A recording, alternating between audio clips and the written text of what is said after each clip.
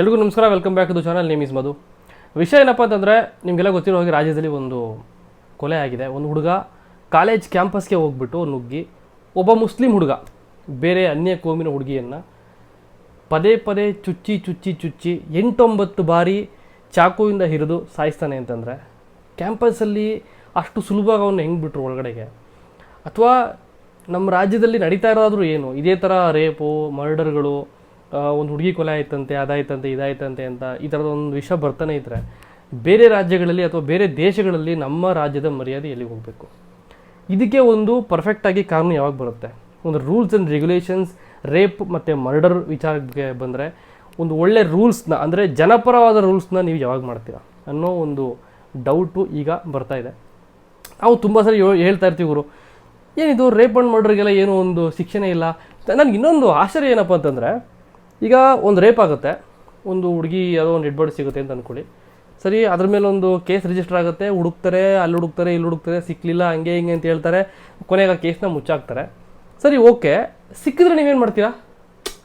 ವರ್ಷಾನುಗಟ್ಟಲೆ ಹುಡುಕ್ತೀರಾ ನೀವು. ಒಂದಷ್ಟು ರೇಪ್ ಕೇಸ್ಗಳಿದೆ ಬೆಂಗಳೂರಲ್ಲಿ ಅಥವಾ ಕರ್ನಾಟಕದಲ್ಲಿ ಅಥವಾ ಅಲ್ಲಿ ಇಲ್ಲಿ ರಾಜ್ಯ ಮತ್ತು ದೇಶಗಳಲ್ಲಿ. ಹುಡುಕ್ತಾನೆ ಇರ್ತೀರಾ ನೀವು, ಸಿಗೋದೇ ಇಲ್ಲ, ಕೊನೆಗೆ ಕೈಬಿಟ್ಬಿಡ್ತೀರಾ ಕೇಸ್ನ. ಸಿಕ್ಕಿದ್ರೆ ಏನು ಮಾಡ್ತೀರಾ? ಸಿಕ್ಕಿದಂತಾನೆ ಈಗ ತೋರಿಸಿ. ಮ್ಯಾಕ್ಸಿಮಮ್ ನೀವು ಏನು ಮಾಡ್ತೀರಾ ಗೊತ್ತಾ? ತೊಗೊಂಡೋಗ್ತೀರಾ, ಜೈಲಿಗೆ ಹಾಕ್ತೀರಾ, ಒಂದಷ್ಟು ವರ್ಷ ಶಿಕ್ಷೆ ಕೊಡ್ತೀರಾ, ಒಂದು 5-10 ವರ್ಷ ಆದಮೇಲೆ ಚೆನ್ನಾಗಿ ತಿನ್ನಿಸಿ ಉಣಿಸಿ ಅವನಿಗೆ ಚೆನ್ನಾಗಿ ಕೊಬ್ಬಿ ಕುರಿ ಥರ ಮಾಡಿ ಮತ್ತೆ ಆಚೆ ಬಿಡ್ತಾರೆ, ಮತ್ತೆ ಅದೇ ಕೆಲಸ ಮಾಡ್ತಾನೆ.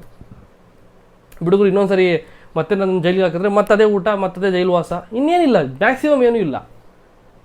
ನಾನು ಲಾಸ್ಟ್ ಒಂದು ವಿಡಿಯೋದಲ್ಲಿ ಹೇಳಿದ್ದೆ ನಾನು, ಏನಂತಂದರೆ ಇಂಥ ನನ್ನ ಮಕ್ಳಿಗೆ ಏನು ಮಾಡಬೇಕು ಅಂತಂದರೆ, ಹಿಡ ಹೊಡೆದು ಬೀಜ ನೀರು ಮಾಡಿಬಿಡ್ಬೇಕು, ಅವಾಗ ಈ ಥರ ಕೆಲಸಗಳಾಗಲ್ಲ. ಅಂದರೆ ಇನ್ನೊಂದು ಪ್ರಶ್ನೆ ಬರ್ತಿರೋದು, ಈಗ ಕಾರ್ಪೊರೇಟರ್ ಮಗಳಂತೆ ಆ ಹುಡುಗಿ ನೇಹಾ ಅಂತ, ಜಸ್ಟಿಸ್ ಫಾರ್ ನೇಹಾ ಅಂತ ತುಂಬ ಜನ ಸ್ಟೋರೀಸು ಸ್ಟೇಟಸ್ ಎಲ್ಲ ಆಗ್ತಾಯಿದ್ದಾರೆ, ನಾನು ನೋಡಿದೆ. ಕಾರ್ಪೊರೇಟರ್ ಮಗಳಿಗೆ ಇಲ್ಲಿ ರಕ್ಷಣೆ ಇಲ್ಲ ಅಂತಂದರೆ, ನಿಮ್ಮಂಥ ಸಾಮಾನ್ಯ ಜನಗಳಿಗೆ ಯಾವ ರೀತಿ ರಕ್ಷಣೆ ಸಿಗ್ಬೋದು? ಏನಾಗ್ಬೋದು? ನಮ್ಗಳಿಗೆ ಈ ಥರ ಆದಾಗ ಯಾರು ಬರ್ತಾರೆ? ಈಗ ಕಾರ್ಪೊರೇಟರ್ ಮಗಳು ಹಂಗೆ ಅರೆಸ್ಟ್ ಮಾಡಿದ್ರೆ ಓಕೆ, ಆ ಹುಡುಗನ ಅರೆಸ್ಟ್ ಮಾಡಿದರೆ ಓಕೆ, ಮತ್ತು ಅದು ಯಾಕೆ ಅನ್ಯಕೋಮು ಮತ್ತು ಹಿಂದೂ ಮತ್ತು ಮುಸ್ಲಿಂ ಮಧ್ಯೆ ಅದು ಯಾಕೆ ಇಷ್ಟೊಂದು ವಿಕೃತ ಬರೋವಂಥ ಬುದ್ಧಿ ಎಲ್ಲಿಂದ ಬರುತ್ತೆ ಈ ನನ್ನ ಮಕ್ಕಳಿಗೆ? ನನಗೆ ಅರ್ಥ ಆಗ್ತಾಯಿಲ್ಲ. ಇನ್ನೊಂದು ಮುಖ್ಯವಾದ ಕಾರಣ ಹೇಳ್ಬಿಡ್ತೀನಿ. ಹುಡುಗಿರಿಗೆ ಯಾರಾದರೂ ಹಿಂದೆ ಬಿದ್ದು ಲವ್ ಮಾಡ್ತೀವಿ, ಮದುವೆ ಆಗು, ಅದು ಇದು ಅಂತ ಹಿಂಸೆ ಕೊಡ್ತಿರ್ತಾರೆ ಈ ಸ್ಕೂಲು ಮತ್ತು ಕಾಲೇಜುಗಳಲ್ಲಿ. ಇಲ್ಲಿ ಏನಾಗುತ್ತೆ, ಹುಡುಗಿರು ಮನೇಲಿ ಬಂದು ಹೇಳೋದಿಲ್ಲ. ಯಾಕೆ ಹೇಳೋದಿಲ್ಲ ಅಂತಂದರೆ, ನಮ್ಮನ್ನು ಸ್ಕೂಲ್ಗೆ ಹೋಗ್ಬೇಡ ಬಿಡು, ಹುಡುಗರು ಈ ಥರ ಹಿಂದೆ ಬೀಳ್ತಾರೆ, ನಿನ್ನ ಕಾಟ ಕೊಡ್ತಾರೆ ಅಂತಂದರೆ ಸ್ಕೂಲ್ಗೆ ಹೋಗ್ಬೇಡ ಬಿಟ್ಬಿಡು, ಅಥವಾ ನೀನು ಓದಿಲ್ಲ ಅಂದರೆ ನಮಗೇನಾಗಲ್ಲ ಬೇಡ ಅಂತ ವಿದ್ಯಾಭ್ಯಾಸನ ನಿಲ್ಲಿಸುವಂಥ ಪ್ರಯತ್ನ ಮಾಡ್ತಾರೆ ಮನೆಗಳಲ್ಲಿ. ಅದಕ್ಕೋಸ್ಕರ ಏನು ಮಾಡ್ತಾರೆ, ಹುಡುಗಿರು ಈ ರೀತಿ ಹಿಂದೆ ಅಲಿತಾ ಇದ್ದಾರೆ, ನನ್ನ ಹಿಂದೆ ಯಾರು ಬಿದ್ದಿದ್ದಾರೆ ಅನ್ನೋದನ್ನು ಹೇಳ್ಕೊಳ್ಳೋದಿಲ್ಲ. ಸೊ ಮನೆಯಲ್ಲಿ ಈ ಥರದ್ದು ಏನಾದರೂ ಹೇಳ್ಕೊಂಡಾಗ ಅಥವಾ ಈ ಥರದ್ದು ಘಟನೆಗಳು ನಡೆದಾಗ ದಯವಿಟ್ಟು ಹೆಣ್ಮಕ್ಳಿಗೆ ಸಪೋರ್ಟಿವ್ ಆಗಿ ನಿಂತ್ಕೊಳ್ಳಿ. ಹೆಣ್ಮಕ್ಳಿಗೆ ಅಟ್ಲೀಸ್ಟ್ ಸ್ವಲ್ಪ ಧೈರ್ಯ ಬರೋ ಥರ ಮಾತಾಡಿ. ಈ ಥರ ಕಾಲೇಜಿಗೆ ಹೋಗ್ಬೇಡ ಅಂತ ಹೇಳ್ಬಿಟ್ರೆ ಇದೇ ಥರ ಎಷ್ಟು ಜನ ಹೆಣ್ಮಕ್ಳು ಜೀವನ ಹಾಳಾಗಿದೆ. ಹಿಂಗೆ ಹೋಗ್ತಾ ಇದ್ರೆ ನಮ್ಮ ರಾಜ್ಯದಲ್ಲಿ ಚುಚ್ಚಾಯಿಸಿದ್ರಂತೆ, ಹೊಡೆಸಾಯಿಸಿದ್ರಂತೆ, 9 ಸಾರಿ ಚುಚ್ಚಾನೆ ಅಂತಂದರೆ, ಸುತ್ತಮುತ್ತ ನಾನು ನೋಡಿದೆ CCTV ಫುಟೇಜ್ ನೋಡಿದೆ, ಓಡೋಗಿ ಹಿಡ್ಕೊಂಡು ತಲೆ ಮೇಲೆ ಕಲ್ಲೇ ತಾಕೋದು ಬಿಟ್ಬಿಟ್ಟು ಅಲ್ಲೆಲ್ಲ ನಿಂತ್ಕೊಂಡಿರ್ತಾರೆ. ಅಂದರೆ ಏನು ಮಾಡೋಕ್ಕಾಗಲ್ಲ, ಮಾರಕಾಸ್ತ್ರ ಕೈಯಲ್ಲಿ ಇದ್ದಾಗ ಯಾರಿಗೇ ಆದ್ರೂ ಹತ್ರಕ್ಕೆ ಹೋಗಿ ಏಯ್ ಎಡ ಯಾಕೋ ಹಿಂಗೆ ಮಾಡ್ತೀಯಾ ಅನ್ನೋದನ್ನು ಕೇಳೋಕ್ಕೆ ಧೈರ್ಯ ಯಾರಿಗೂ ಬರೋಲ್ಲ. ಬಟ್ ಸ್ಟಿಲ್ ಈಗ ಇದು ನಡೆದೋಗಿದೆ. ಕಹಿ ಘಟನೆ, ತುಂಬ ಘೋರವಾಗಿ ಸಾಯಿಸಿದ್ದಾನೆ. CCTVಯಲ್ಲಿ ನೋಡಿದೆ, ಎತ್ತಿ ಚುಚ್ತಾ ಇದ್ದಾನೆ ಹುಡುಗಿಗೆ, ಕಣ್ಣಲ್ಲಿ ನೋಡೋಕ್ಕಾಗ್ತಿಲ್ಲ ನಮಗೆ. ಬಟ್ ಒಂದು ಈಗ ಮಾಡಬೇಕಾಗಿರುವಂಥ ವಿಷಯ ಏನಪ್ಪ ಅಂತಂದರೆ, ನಮ್ಮ ರಾಜ್ಯ ಸರ್ಕಾರದಲ್ಲಿ ಆಲ್ರೆಡಿ ನಮ್ಮ ಹೋಮ್ ಮಿನಿಸ್ಟ್ರಿಗೆ ಕಾರ್ಪೊರೇಟರ್ ಹೇಳ್ತಿದ್ರು, ನಮ್ಮ ಮಗಳಿಗೆ ನೀವು ನ್ಯಾಯ ಕೊಡಿಸ್ಬೇಕು ಅಂತ. ಏನು ನ್ಯಾಯ ಕೊಡಿಸ್ತಾರೆ ಏನೋ ಗೊತ್ತಿಲ್ಲ. ನ್ಯಾಯ ಕೊಡಿಸೋದೇ ಆದರೆ ಅವನನ್ನು ಗಲ್ಲಿಗೇರಿಸಬೇಕು, ಇಲ್ಲಾಂದರೆ ಅವನಿಗೆ ಸಾವು ಅನ್ನೋದು ಪನಿಷ್ಮೆಂಟಾಗಿ ಸಿಗಬೇಕು ಅವನಿಗೆ, ಅಷ್ಟೇ.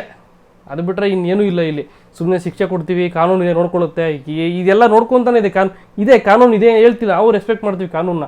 ಬಟ್ ಈ ಥರದ ವಿಚಾರಗಳಲ್ಲಿ ಸ್ಪಾಟಲ್ಲಿ ಇಮ್ಮಿಡಿಯೇಟಾಗಿ ಒಂದು ಜಸ್ಟಿಸ್ ಸಿಗಬೇಕು. ಆವಾಗ ಮಾತ್ರ ಇದಕ್ಕೆಲ್ಲ ಮುಂದಿನ ದಿವಸಗಳಲ್ಲಿ ಒಂದು ಸೊಲ್ಯೂಷನ್ ಸಿಗಬಹುದೇನೋ ಗೊತ್ತಿಲ್ಲ, ಅದು ಡೌಟು. ಬಟ್ ಇದನ್ನು ಶಿಕ್ಷೆ ಕೊಡ್ತೀವಿ, ಜೈಲಿಗೆ ಹಾಕ್ತೀವಿ, ಊಟ ಕೊಡ್ತೀವಿ, ಜೈಲಿಗೆ ಹಾಕ್ಬಿಟ್ಟು ಒಂದು 5 ವರ್ಷ ಆದಮೇಲೆ ಹೊರಗಡೆ ಬಿಡ್ತೀವಿ ಅವನು ತಿರುಗಾಡೋಕ್ಕೆ ಅಂತೆಲ್ಲ ಮಾಡ್ಕೊಂಡ್ರೆ ದಯವಿಟ್ಟು ವರ್ಕೌಟ್ ಆಗೋಲ್ಲ. ಇದನ್ನೆಲ್ಲ ಮಾಡೋಕ್ಕೆ ಹೋಗ್ಬಿಡಿ. ಇಲ್ಲಾಂದರೆ ಲೈಫ್ ಲಾಂಗ್ ಹಾಕ್ಬಿಡಿ ಜೈಲಲ್ಲಿ, ಕೊಳಿತ ಬಿದ್ದಿರಲಿ ಅಲ್ಲೇ. ಇಲ್ಲಾಂದರೆ ಅವ್ನು ಗಲ್ಗೆ ಹಾಕಬೇಕು, ಇಲ್ಲಾಂದರೆ ಅವನಿಗೆ ಸಾವು ಅವನಿಗೆ ಪನಿಷ್ಮೆಂಟಾಗಿ ಸಿಗಬೇಕು.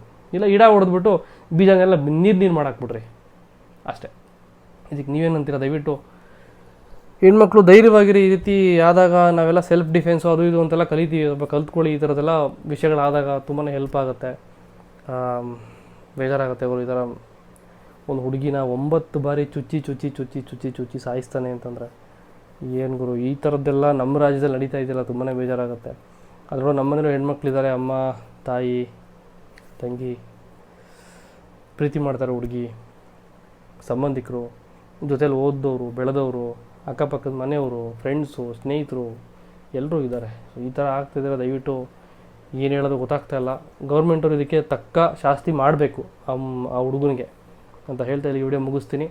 ನಿಮ್ಮ ಅನಿಸಿಕೆ ಏನು ಕಮೆಂಟ್ ಮಾಡಿ ಅಂತ ಹೇಳ್ತಾ ಬಾಯ್.